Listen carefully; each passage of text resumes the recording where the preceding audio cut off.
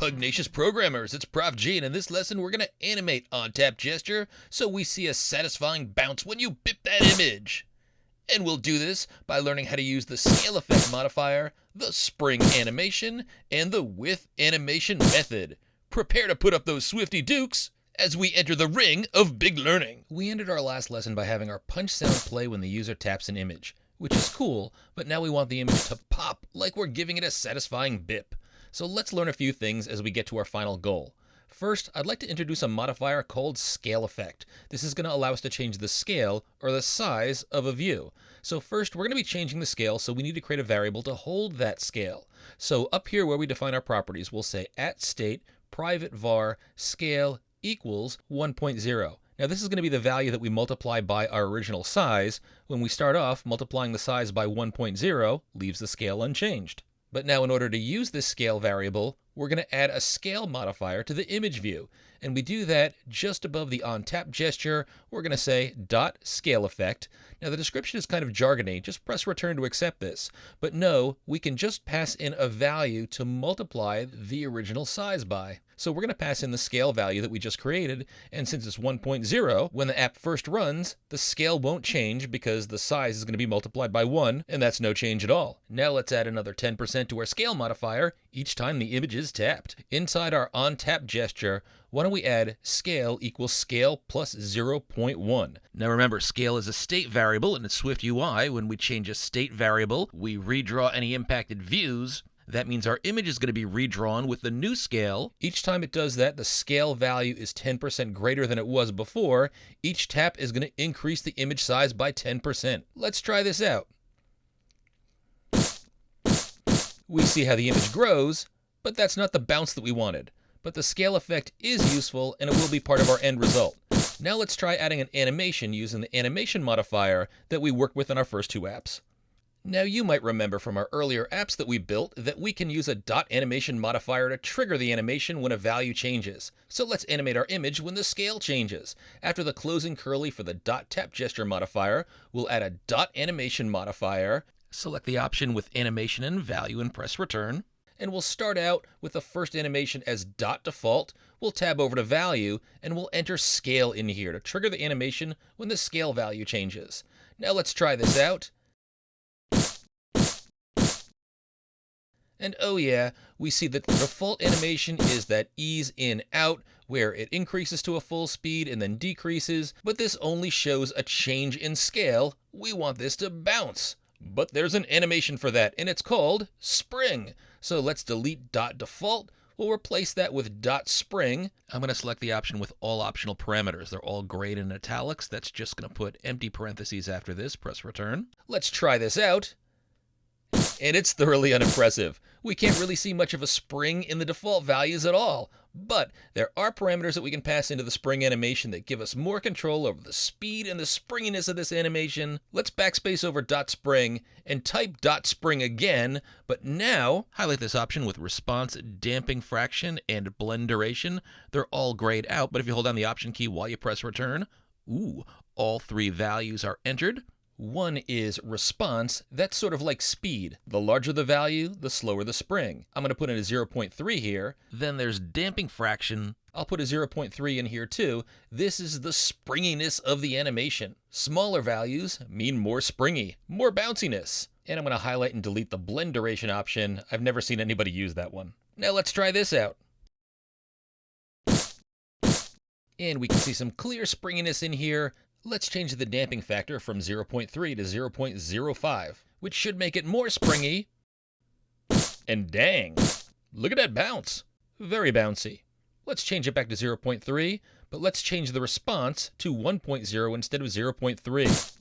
And ooh, that's very slow. What if we keep the response at 1.0 but change the damping fraction to 0.05, and we get slow and bouncy? Well, it was cool exploring those options. Let's go back to 0.3 for both of these values, and we're getting closer to what we want, but we don't want to increase the scale each time we want to tap. Instead, we want to simply spring the value seemingly unchanged. So keep the spring, but don't scale.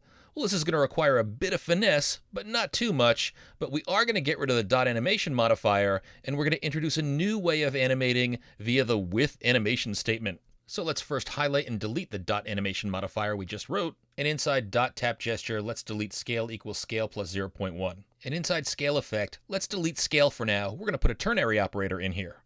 Now we're going to toggle the scale between two sizes. So instead of the scale value in here, I'm going to delete this, and we're going to add a state property named isFullSize, initially set to true, which we'll use to indicate whether the image should be one of two scale sizes. And we'll show you why in just a minute. Now down here in the .scaleEffect modifier, we're going to enter our ternary operator. We'll start with isFullSize, which is a bool value, so it'll be either true or false. Then question mark, if true, and then 1.0, meaning we're going to make this scale the full size if it's true. Else, colon, 0.9, meaning we're going to make the scale 90% of size if it's false. Then inside the on-tap gesture closure, we'll add just below play sound isFullSize equals false, which will immediately shrink the scale effect down to 90% of size. So far, no animation. User clicks the image and we immediately jump down to 90% of size. But here's where that new statement comes in. On the next line, still inside the tap gesture closure, enter withAnimation. You've got a few options in here. Select the one with just the body parameter. And again, the code completion description is a bit jargony, so just press return to accept this. And here's what happens. First, press return. This is going to give us a trailing closure, and we're going to put in here code that's going to trigger an animation. So we're going to say isFullSize equals true. Now, since this is withAnimation, we're going to jump up here and we're going to change the scale from the old value 0.9 to the new value, because it's true, that's going to be 1.0, this first size in here, the original size. But we do this with an animation, not immediately like we did when we set animate image to false. Well, which animation do we use? Instead of the default animation, just after withAnimation and before the first curly, enter open and close parens, and inside those parens, say .spring. We want the response and damping factor parameter, so you can type in the first few letters for each, RESPONDAMP, then press return. Both those parameters are entered. Enter 0.3 for the response and 0.3 for the damping fraction, and I'll put in a comment to remind us after animate image equals true that this will go from 90% to 100%, but using the spring animation. So here's what's happening. Normally, when SwiftUI has a change of a state variable, the user interface impacted by that change is immediately redrawn.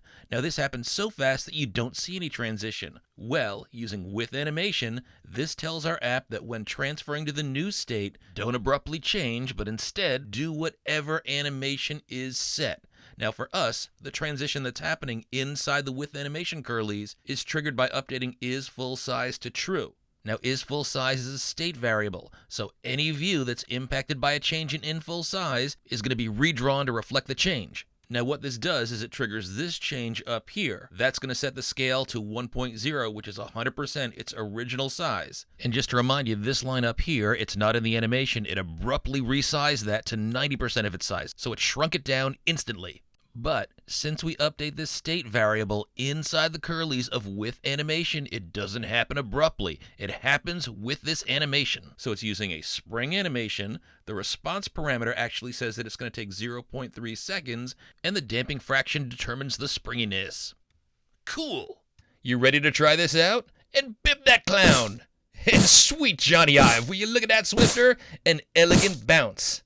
And the way we pull this off is that when we tap the image, we set isFullSize equal to false, which immediately redraws the screen, shrinking the size of the image immediately down to 90% of its size. Your eye doesn't really register the image shrinking because right away we enter withAnimation and we set isFullSize back to true, which is going to increase the size back to 100%, but not right away. It's going to take its time doing that scale effect change with the spring animation because we're inside the withAnimation clause. And so that spring animation performs the transition from 90% of the size to 100% of the size with the 0.3 values in the two inputs for our spring, giving us a nice bounce based on an initial bounce of 0.3 seconds, and the image never increases in size. Very elegant. Why don't you pop that clown a few more times to enjoy your Swifty skills?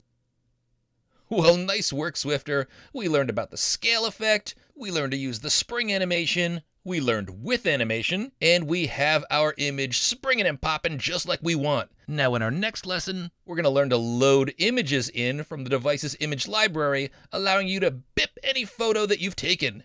Keep hacking.